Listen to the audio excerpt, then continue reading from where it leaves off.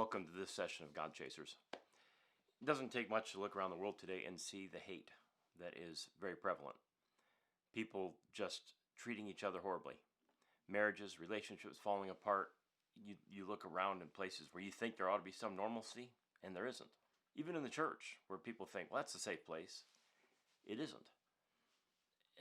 Why? Well, Jesus said in Matthew 24 that the love of many would grow cold. It's one of the signs of the end, but is there an identifying mark that would set Christians above the rest, set a disciple, a true God chaser, set them apart from other people? I love this quote by Martin Luther King. I have decided to stick with love. Hate is too great a burden to bear. Love is a natural outflow from a Christian.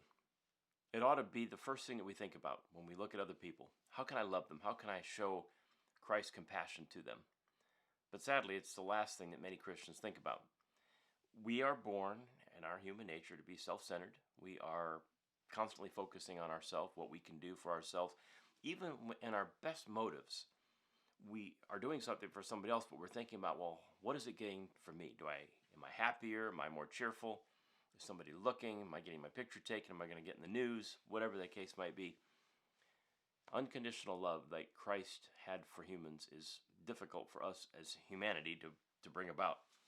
But Jesus said there's a mark that will tell everyone that you're my disciple. Well, I'm going to go back to John chapter 13 to share a story. And I think you'll find that even 2,000 years ago, that the disciples were not much different than what we are today. In ramping up to this story, just to give you context, as we see recorded in the book of Mark, James and John have come to Jesus, and they have asked for the spot to the left and to the right side of Jesus of importance in the kingdom. And Jesus has told them, well, I don't think you can do that. I don't think you can drink the cup of what I'm going to go through. And the disciples hear this, and they are very upset, the other 10. How dare you, James and John, go ask for a prominent position in the kingdom? And there is strife between them about who's going to be the greatest. And in fact, it's recorded that while Jesus is walking ahead, they're back there arguing about who's going to be the greatest. Well, Jesus, he has a lot to say, but it's what he does that speaks more volumes than anything that he could actually say to people. So we move into the story of John chapter 13. It's time for the Passover. This is all happening within 24 hours of Christ being crucified. And rather than tell them how they should be, Jesus decides to show them. We go to John chapter 13, verse 1. Now before the feast of the Passover, when Jesus knew that his hour had come to depart out of the world to the Father, having loved his own who were in the world, he loved them to the end.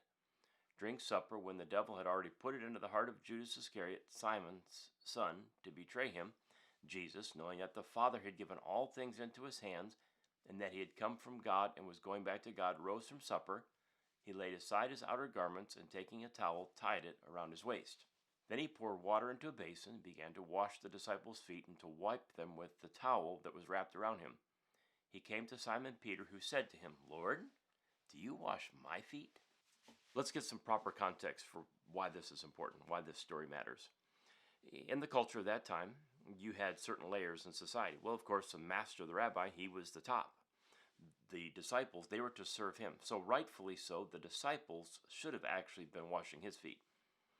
As they came walking through the streets to the upper room that particular day, they were walking through dirt and grime and many other things in the road that we won't talk about because they're pretty disgusting. So their feet are caked, they're nasty, they're wide open, exposed, wearing their sandals. And as they would come to the upper room, hopefully there would be a Gentile servant who would wash their feet before they entered into the room. If there was not a Gentile servant, then a Jewish servant would do so. If the Jewish servant wasn't present, then the disciples, one of them or several of them, should have offered to do it, wiped each other's feet, and of course the master, Jesus. Well, when you've just had a major argument about who's going to be the greatest, do you think anyone's going to bow down and serve another? Here they are, fighting, arguing about the top position, and to take the position of a servant to wash somebody else's feet is the lowly position of a Gentile, which they would never do. And Jesus says, through his actions, I will show you who the greatest is. I will wash your feet. And they're watching him, they're looking at him, and they're seeing their master. I suspect that in Peter's question, you're washing my feet? I mean, really, it was an embarrassment. Here we all are sitting around, 12 of us, fighting about the greatest, and the one who is the greatest is actually the one who is the least and acting as the servant. In the story, we continue on. When he had washed their feet and put on his outer garments and resumed his place, he said to them, "Do you understand what I have done for you? You call me teacher and Lord, and you are right, for so I am. If then your Lord and teacher have washed your feet, you also ought to wash one another's feet. For I have given you an example that you should also do just as I have done to you." Jesus could have told them, look, I'm going to give you a sermon about the least and the greatest and loving and serving and doing all those particular things. But Jesus, the Son of God, it says there in the beginning of John, knowing who he was, where he came from, he was confident in who he was. In fact, in Philippians 2, Paul admonishes the church of Philippi, have this mind that is in you, that Jesus Christ, who did not count equality with God something to be grasped, but he gave it up and took on the role of a servant, even humbling himself to be crucified on the cross. Jesus took off his garment and he took the place of a servant. He gave them a sermon they would never forget. Then he admonished them, you see how I did it for you? You do it for others. You do it for each other. You serve. Recognizing and understanding that the greatest role of a disciple is the service to other people, because it identifies and exemplifies the life of Jesus in each one of us as we claim to follow Christ. But we notice something in the book of Luke. If you were to put it together chronologically, what has happened, Luke brings up something very interesting that has taken place at the supper as well. And when the hour came, he reclined at table and the apostles with him, and he said to them, I've earnestly desired to eat the Passover with you before I suffer, for I tell you, I will not eat it until it is fulfilled in the kingdom of God. And he took bread, and when he had given thanks, he broke it and gave it to them, saying, This is my body, which is given for you. Do this in remembrance of me. He takes this bread and he starts breaking it apart, and he passes it around to the disciples. They are not surely fully convinced of what's going to be happening. He knows, he's trying to explain it to them very carefully, and they're not listening. But this is my body that was broken for you, and they will see within a 24-hour period what that is to mean. But Jesus, the Son of God, who has poured out all of himself for eternity so he can serve humanity, is sharing by this bread, and then he will do so again with the cup of juice. And likewise the cup after they had eaten, saying, This cup that is poured out for you is the new covenant in my blood.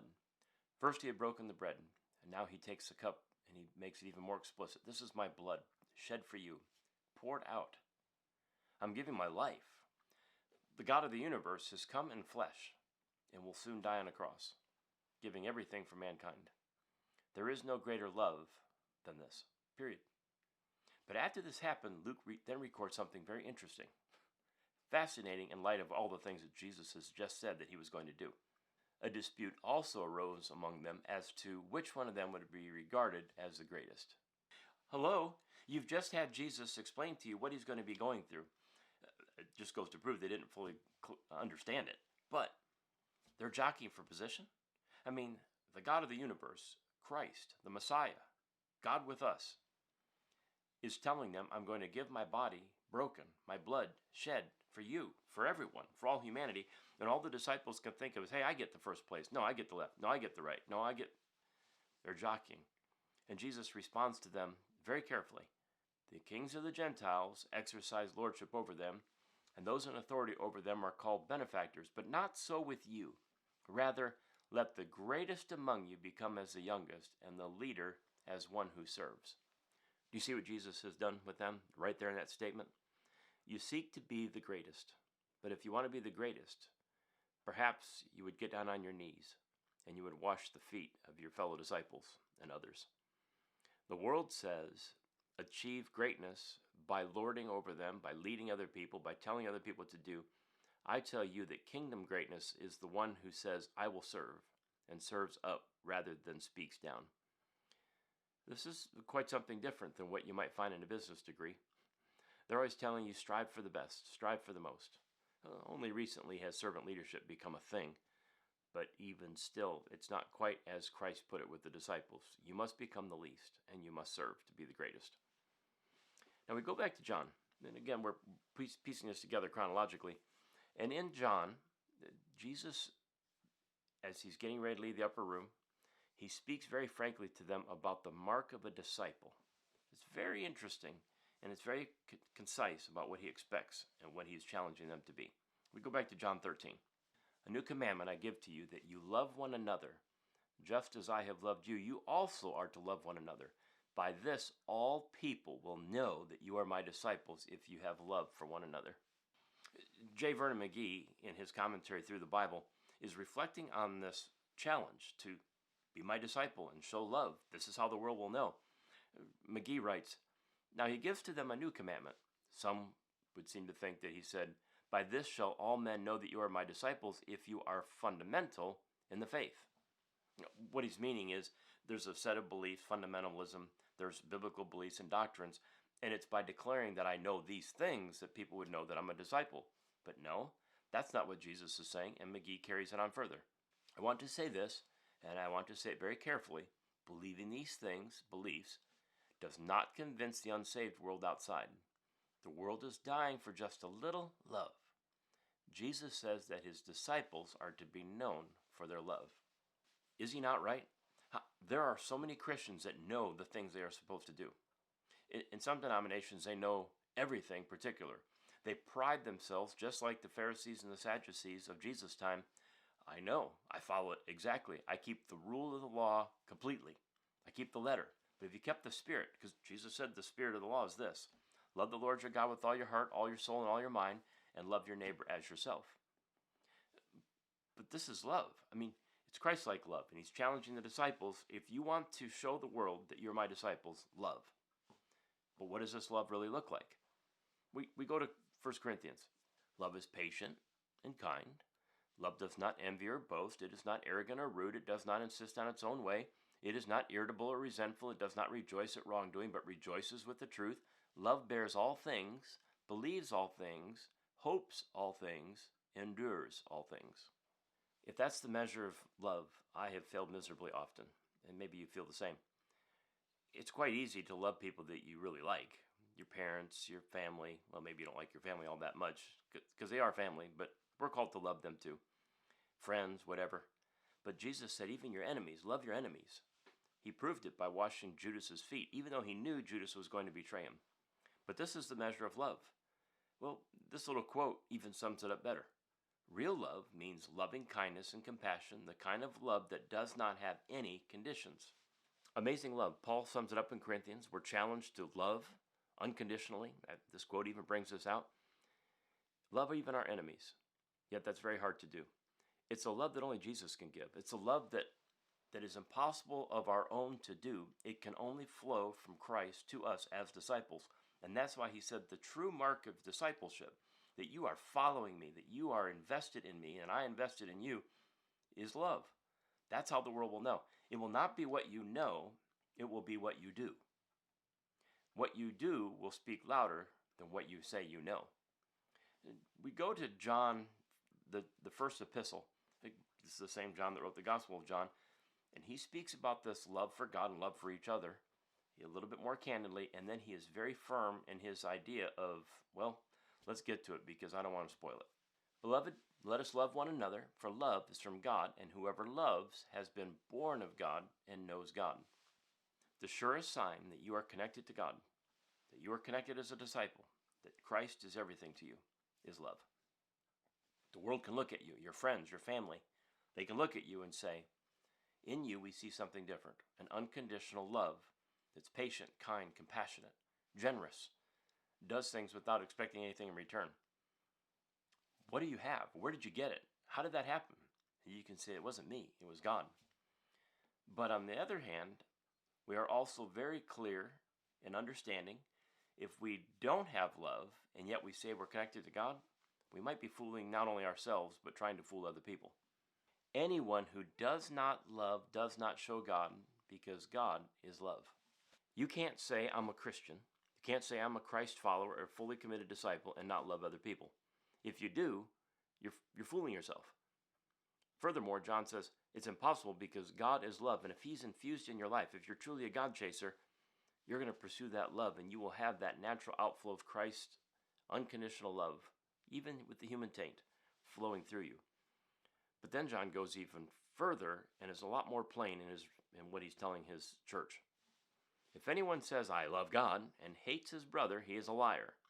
For he who does not love his brother whom he has seen cannot love God whom he has not seen. It's a good thing John wrote that in a letter, because that way they could absorb it. I don't think they would have handled it very well if he'd have spoken it to them. It's even hard to listen and understand today. If you say, I am a disciple, I love God, and you hate your brother, you say, well, hate's a very strong word. Do you gossip? Do you judge? Do you whisper? That's not love. I've seen people in the church who do things to other people inside church that I've never seen done in the world. That's not love.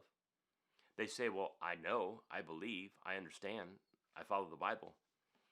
But John's saying, if you're a fully committed disciple of Christ, if you say that God is in you, then you will exemplify love. Because if you don't, then you don't know God. And you certainly don't love him. Because if you can't love your neighbor and anyone else around you, how are you going to love God?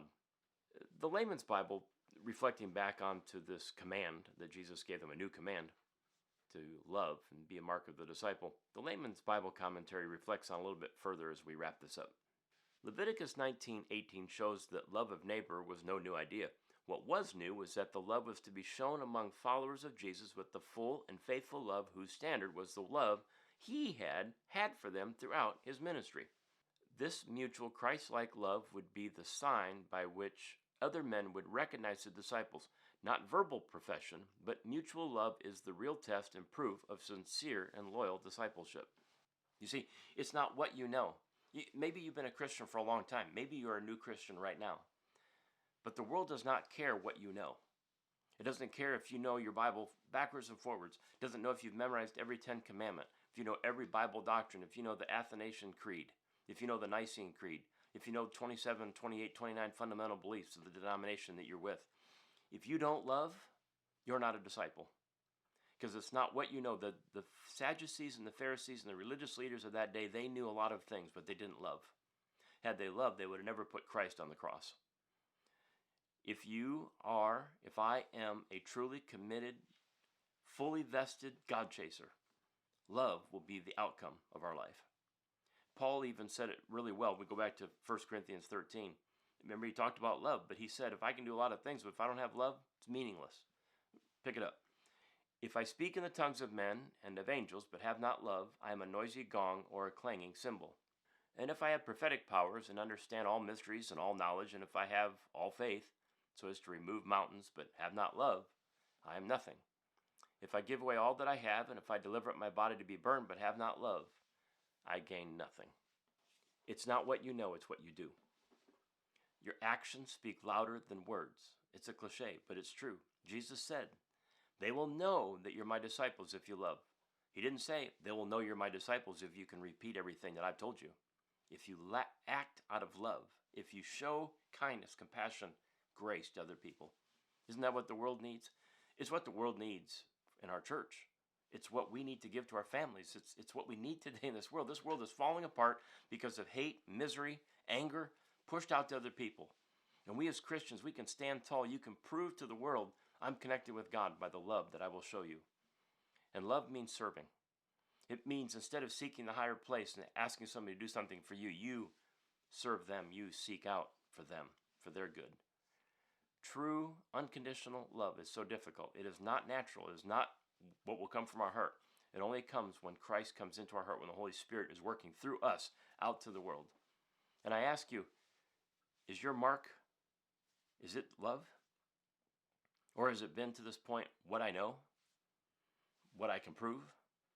Because when it's all said and done, it won't matter what you prove. It won't matter what you know, what you can recite, what you can repeat. It will be what you've done. It will always be about love. This quote sums it up very well. The only thing that matters at the end of a stay on earth is how well did we love? What was the quality of our love?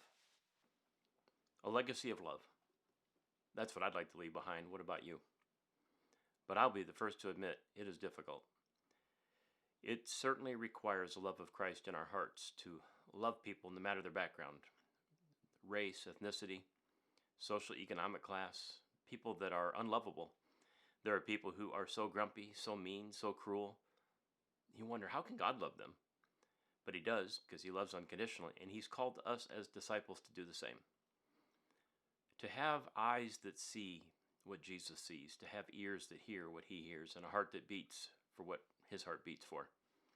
That's love. That is the mark of a disciple. If people were to look at me, they were to look at you. And they were to genuinely ask the question, how can I know if that person is attached to God? It ought to be evident by our actions. Nothing by what we say should matter, but what we do. How do we treat people? Maybe you've had an experience in the church. Maybe you're in church right now. Maybe you've tried it in the past. And you have experienced the worst of people. Oh, I grew up with a particular lady who was not very kind to people in the church. I think she meant well, but it didn't come across very well.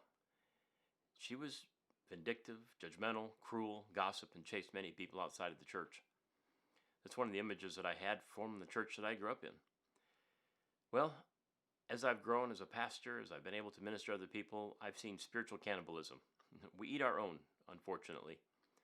And we are left to wonder this. If we can't even identify with Christ by love in the church, how can we do so outside of the church? Love makes a difference. Love is the defining mark. I mean, Jesus could have told the disciples, anything else will tell the world that you're my disciple, but he chose love. And he exemplified love when he got down on his knees and he wiped and cleansed the disciples' feet. And he asks us to do the same for the broken, marginalized, the hurting, the ill. We don't know what difference it will make. Mrs. Thompson didn't know what difference it would make. Oh, she had a student, his name was Ted. He had been in the school. She had watched him in the elementary school, first, second, third grade. He finally ended up in her grade. She relished oftentimes marking the red marks on her students' papers, telling them all the things they did wrong, and especially his. He just didn't seem to get it. And she was cruel and mean to him at times. She would brush him off. He would try to speak to her. Had she taken the time to read his file, she would have realized that his mother had passed away, and his father wasn't even paying attention to him. One particular day, it was right before Christmas, the kids brought different gifts to the teacher. And Ted, amongst all the beautiful gifts that were wrapped, he brought a broken piece of jewelry and a bottle of perfume that was half used. And he kind of looked at his feet and he said, "Ma'am, this was my mother's piece of jewelry. And ma'am, this perfume, if you were to wear it, it'd make me remember my mother." And she started to cry in front of all the students. When she got back from Christmas break, she was a changed woman. See, she was a Christian. And she realized through that testimony from just that little boy, Ted, she had not been acting like Jesus. She had not shown love to the students, to people in the school. She'd been a mean, vindictive, ornery woman. She made a vow that she was going to show love in a different, compassionate way. She started to show Ted that care and concern that he needed. When he left her class and went into 5th, 6th, 7th, and 8th grade, she watched him in the hallways, would encourage him. "How you doing? How are things at home? What can I help you with?" He would often come to her classroom to get help with schoolwork, and she would encourage and cheer him on when he graduated from 8th grade. 4 years later, she got a letter there at the school, and he said, "Mrs. Thompson, I wanted you to know that I've graduated from high school. It's due to you that I was able to." 4 years after that, a letter showed up at her house. "Mrs. Thompson, just letting you know that I've graduated from my undergrad. I'm moving on to medical school." A number of years later, she received a letter. It said, "Ted Stoddard, MD." And he wrote to her very, very sweetly, "I wouldn't be a doctor today if it wasn't for you. Thank you for the love and encouragement you gave a 4th grader." Mrs. Thompson was getting old and quite gray and was hard to get around, but she got a letter one day, and it was addressed to her as an invitation. And it was from Ted. And he said in that letter, "I'd like to invite you to come to my wedding, and I'd like you to sit in the honored spot where my mother would have sat, because you loved me and you encouraged me and you have always been there for me. You showed a little boy that he mattered. If nothing else, above all else, you showed a little boy Jesus. And because you showed me Jesus' love by the way you treated me, the way you encouraged me and supported me, I graduated from high school and college, became a doctor, and I will soon be married to a beautiful woman. and I would like you to come and celebrate that day with me as my mother." Mrs. Thompson broke down, remembering her attitude previous to that. Here she was a Christian. Here she was supposed to be representing God, yet she was doing everything but.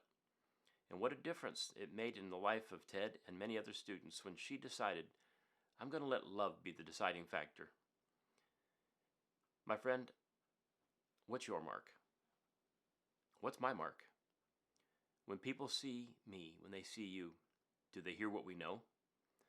Do they hear us recite all the different beliefs that we have down pat? Or do they see our love in action to the least of these? Do they see the downtrodden looking for us, the hopeless looking for us, the hapless, the helpless, the shunned? Do they see barriers broken down by our love? You see, in the end, it's all that matters. Jesus himself said it, and he made it the most important discerning factor of a disciple.